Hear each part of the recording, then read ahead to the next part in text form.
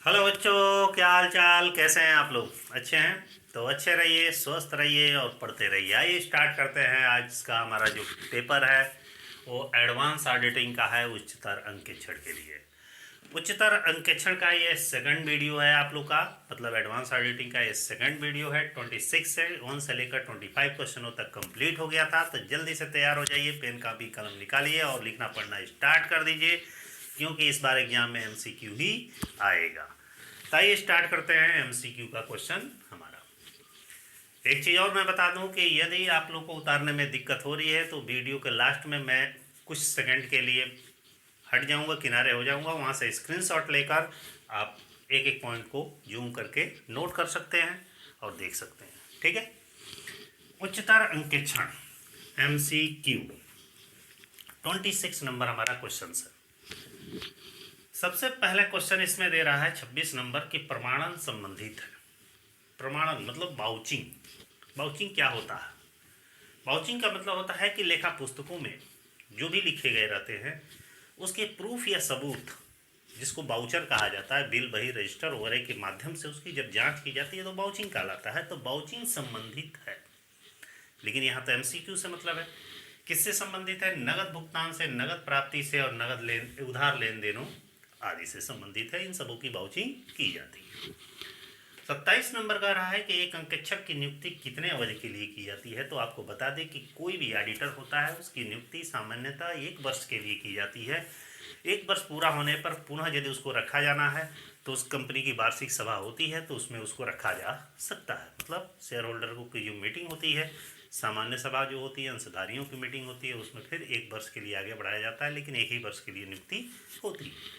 Next 28 number question का रहा है कि एक अंकेक्षक को अपनी नियुक्ति की सूचना रजिस्ट्रार को कितने समय पूर्व देनी चाहिए। जब भी किसी ऑडिटर की नियुक्ति किसी कंपनी में हो जाता है तो उसको अपनी नियुक्ति की सूचना रजिस्ट्रार को 7 दिन के अंदर दे देनी चाहिए कि भाई मेरा अपॉइंटमेंट यहाँ पे इस कंपनी में, फलां कंपनी में हो गया।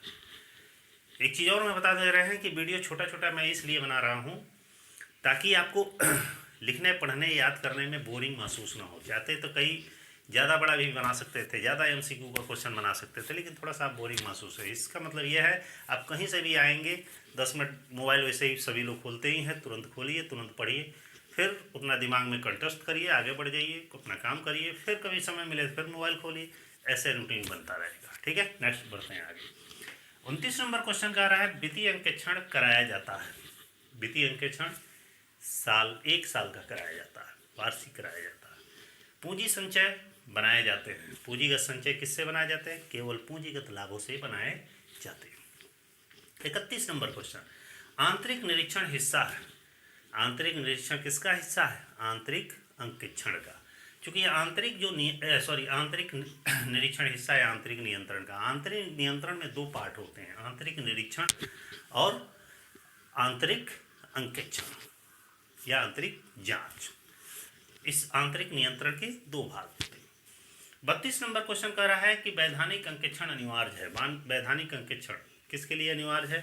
सार्वजनिक और निजी दोनों प्रकार की कंपनियों के लिए अनिवार्य है। 33 नंबर क्वेश्चन कह रहा है कि एक आंतरिक अंकेक्षक की नियुक्ति की जाती है। एक इंटरनल ऑडिटर की नियुक्ति किसके द्वारा की जाती है? कंपनी के संचालक या जो प्रबंधक होता है उसके द्वारा की जाती है। 34 नंबर क्वेश्चन कह रहा है निरंतर अंकेक्षण विशेषता आवश्यक है। निरंतर अंकेक्षण पिछले वीडियो में बताए थे, continue audit.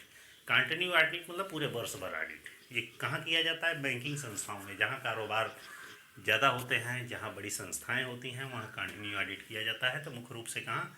Banking company. 35 number question कह रहा है कि अंकेक्षक के त्याग पत्र के कारण पुनः रिक्त स्थान जो होता है उस पर अंकेक्षक नियुक्त किया जाता है। मतलब एक ऑडिटर है, अचानक त्याग पत्र दे दिया, रिजाइन दे दिया, तो तत्काल उसके रिक्त स्थान की पूर्ति की जाएगी, शेयर होल्डरों के द्वारा की जाती है। आंतरिक अंकेक्षक हटाया जा सकता है। इंटरनल ऑडिट किसके द्वारा हटाया जा सकता है?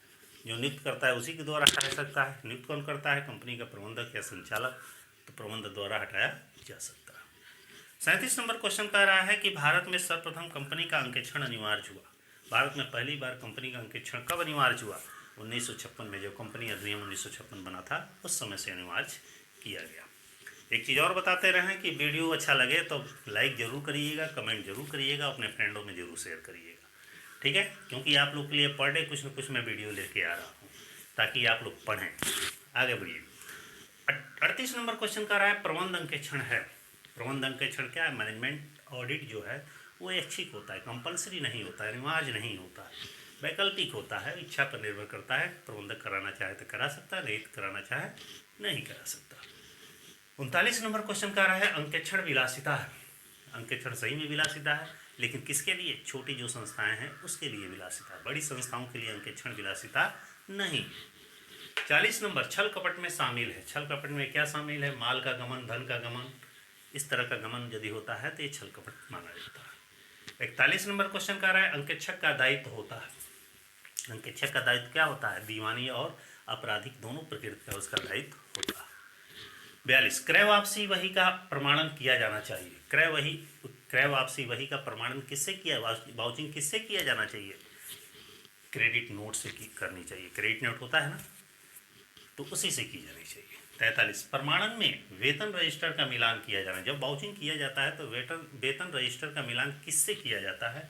तो भुगतान बही से किया जाता है। 44 नंबर अंशों के हरण के संबंध में अंकेक्षक को देखना चाहिए। जब भी किसी कंपनी के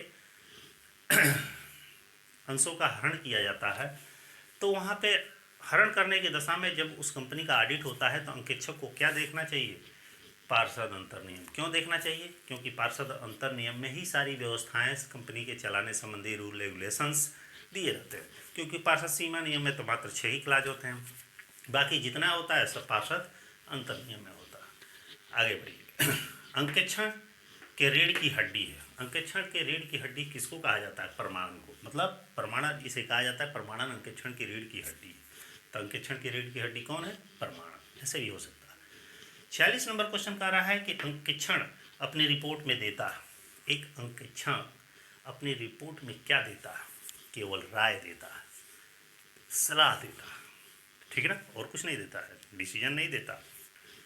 47 नंबर क्वेश्चन का रहा है विशेष अंकेक्षण का आदेश दिया जाता है। स्पेशल ऑडिट जो होती है वो उसका आदेश केंद्रीय सरकार द्वारा दिया जाता है। ये हमेशा नहीं कराया जाता है, जब इसकी आवश्यकता पड़ती है तभी कराया जाता है।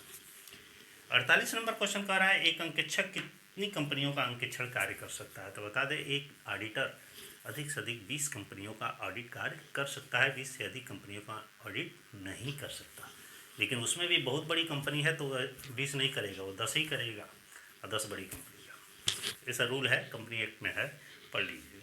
48 नंबर क्वेश्चन, 48 हो गया। 49 एक अंकेक्षक के पारिश्रमिक का निर्धारण होता है। एक अंकेक्षक के पारिश्रमिक का निर्धारण कैसे किया जाता है? सामान्य सभा में अंशधारियों द्वारा। मतलब एक कंपनी में जब भी अंकेक्षक ऑडिटर नियुक्त किया जाता है तो उसके पारिश्रमिक, उसका मेहनताना, उसकी सैलरी का निर्धारण कैसे कहाँ किया जाता है? जब कंपनी की वार्षिक सभा होती है शेयर होल्डरों की, तो उसमें किया जाता है, ठीक है। और लास्ट 50 नंबर क्वेश्चन का रहा है कि अंकेक्षक एक बीमाकर्ता नहीं है। ये एक केस है। किस केस में इसका उल्लेख किया गया है? तो लंदन एंड जनरल बैंक वाले केस में उसका उल्लेख किया है। देखिएगा ये केस काफ़ी मशहूर है, लंदन एंड जनरल बैंक का। इसी तरह एक किंगस्टन कॉटन मिल्स का भी केस मशहूर है, जिसमें अंकेक्षक को रखवाली करने वाला कुत्ता कहा गया। अक्सर एग्जाम में ये पूछे जाते हैं। तो ये हमारा वीडियो 25 क्वेश्चनों का सीरीज कैसे लगा? 50 क्वेश्चन तक आप लोग को हो ही गया है 2 ही वीडियो में। आगे भी 2-3 वीडियो और मिल जाएगा, क्योंकि इतना काफ़ी है, क्योंकि इसमें से पढ़ लेंगे, क्योंकि तीनों पेपर मिला करना आप लोग का एग्जाम में आएगा क्वेश्चन, तो काफ़ी क्वेश्चन हो जाएंगे। तो इस तरह वीडियो कैसा लगा लाइक और कमेंट के माध्यम से ज़रूर बताइएगा। जो चैनल पर नए हैं तो चैनल को ज़रूर सब्सक्राइब करिएगा, और वीडियो अच्छा लगे तो अपने फ्रेंडों में ज़रूर शेयर करिएगा।